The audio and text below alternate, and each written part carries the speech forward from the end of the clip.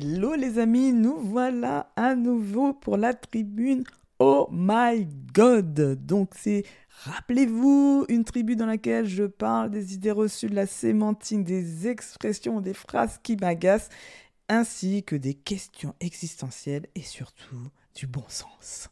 Donc aujourd'hui, nous allons parler de l'optimiste qui est pour moi proactif et le pessimiste qui est inactif. Alors déjà, quelle est la différence d'après vous entre un optimiste et un pessimiste? On va souvent parler du verre à moitié vide et à moitié plein, la façon de percevoir le monde. On n'est pas très loin.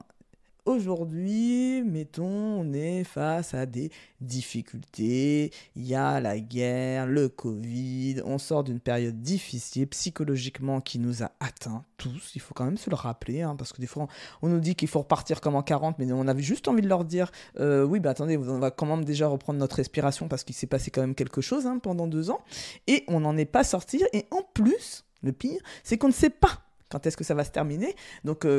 prédiction 10 ans, allez, on y va. Je pense qu'on sera avec cette merde pendant au moins 10 ans. Donc maintenant que c'est dit, qu'est-ce qu'on fait quand on voit ça? On se dit, il y a 2 solutions. Soit on est pessimiste et on subit.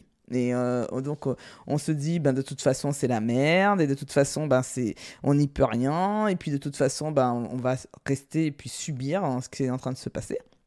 Ou on décide d'être proactif et d'être optimiste et de se dire qu'on va finir par trouver une solution, que les choses vont bien se terminer, et on va aussi, surtout, réfléchir à comment nous-mêmes on peut contribuer. Et c'est là toute la différence, parce que souvent j'entends qu'on mélange être positif et d'être optimiste. Ce qui pour moi sont 2 choses différentes, même si je pense être les deux, mais ce n'est pas dans les mêmes situations. Quand je suis positive, c'est le fait effectivement, de voir la réalité qui est en train de nous entourer, ou un événement qui peut, pour quelqu'un d'autre, être négatif, et moi de voir le côté positif de la chose. Et ça, on peut le voir notamment si on réfléchit bien par rapport à l'échec. Par exemple, des personnes vont vivre un échec. Moi, je vais forcément, face à l'échec, je ne vais pas aimer ça. Je ne vais pas vous mentir de dire que j'adore échouer, je déteste ça. Et je peux même en avoir peur d'ailleurs en amont.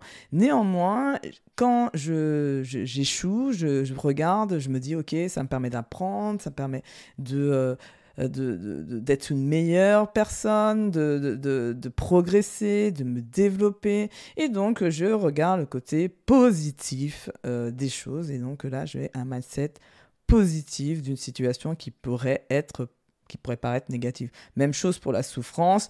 Je souffre, c'est désagréable, je ne suis pas bien. Qu'est-ce que je tire comme bénéfice de cette souffrance? Et là, je regarde le côté positif. Être optimiste, c'est plutôt dans l'avenir. C'est plutôt quand j'imagine que j'ai un problème aujourd'hui et que quoi qu'il arrive, je me fais confiance, je fais confiance aux autres, je fais confiance à la vie pour trouver une solution. Et donc, dans ces cas-là, clairement, c'est de se dire, ok, potentiellement, on va trouver une solution, et donc on met des actions en place pour que les choses aillent mieux. Et on est optimiste. Et on sait que potentiellement ça peut marcher ou ça ne peut pas marcher, mais on essaye quelque chose. On ne reste pas statique. Quand on est pessimiste, on dit non, mais moi je suis réaliste, je suis pragmatique, donc je sais que ça ne va pas marcher, donc je ne fais rien. Mais qu'est-ce que vous en savez en fait?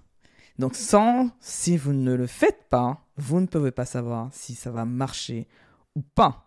Et être optimiste, c'est donc une décision.